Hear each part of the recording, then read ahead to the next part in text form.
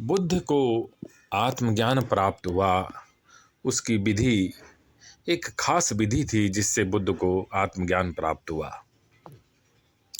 बुद्ध 7-8 वर्षों से प्रयास कर रहे थे, जगह जगह आश्रमों में घूम रहे थे और नए नए गुरुओं से वो ज्ञान ले रहे थे, लेकिन उन्हें संतुष्टि नहीं मिल रही थी।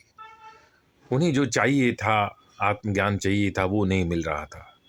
उन्होंने सब कुछ देखा, गुरुओं के पास आश्रमों में सब कुछ परखा, लेकिन वो उनको संतुष्टि नहीं मिली। फिर उन्होंने उपवास भी शुरू किया। वे एकदम कम से कम भोजन पर रहने लगे, जल और भोजन पर। उनका शरीर सूख के कांटा जैसे हो गया, लेकिन इससे भी उनको आत्मज्ञान की प्राप्ति नहीं हुई। फिर वे ध्यान में बैठे हुए थे और रात्रि का वक्त था, सुबह होने वाली थी, ध्रुव तारा उग रहा था। तभी बुद्ध को एक विचार कौंधा मन में, एक विचार आया। इसी विचार ने उन्हें बुद्धत्व की प्राप्ति हो गई।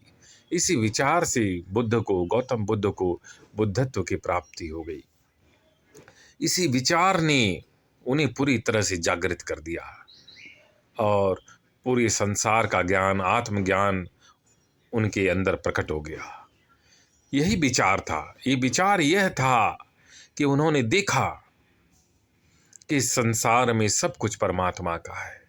ये पूरा संसार, ग्रह, नक्षत्र, तारे, धरती, आकाश, पेड़ पौधे, सब कुछ परमात्मा का है। यहाँ मनुष्य का कुछ भी नहीं है।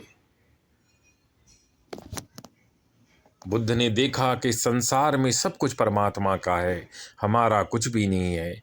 यहाँ तक कि ये शरीर भी हमारा नहीं है, ये भी प्रकृति से बना है, एक दिन प्रकृति में मिल जाएगा। मनुष्य की यात्री है और उसे जन्म आत्मज्ञान प्राप्त करने के लिए हुआ है।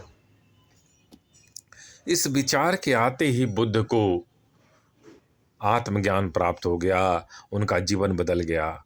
वो जहाँ प्रकृति में फंसे हुए थे, मोह माया में फंसे हुए थे, इससे मुक्त होकर उन्हें परम ज्ञान की प्राप्ति हो गई।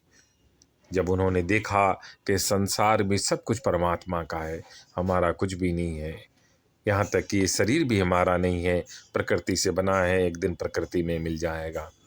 तो जो मनुष्य भी इस विचार को आत्मसात कर लेगा, अपनी आत्मा में उतार लेगा, अपने ज्ञान में उतार लेगा, बार बार दोहराने लग जाएगा, इस विचार को आत्मसात कर लेगा, वो मनुष्य आत्मज्ञान को प्राप्त कर लेगा, बुद्धत्व को प्राप्त कर लेगा।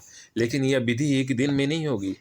इस विधि को भी वर्षों दोहराना पड़ेगा, महीनों दोहराना पड़ेगा, आत्मसात करना पड़ेगा, परमात्मा का ध्यान करना पड़ेगा, भक्ति करनी पड़ेगी, धर्म ग्रंथ पढ़ना पड़ेगा, तब यह विधि कारगर होगी।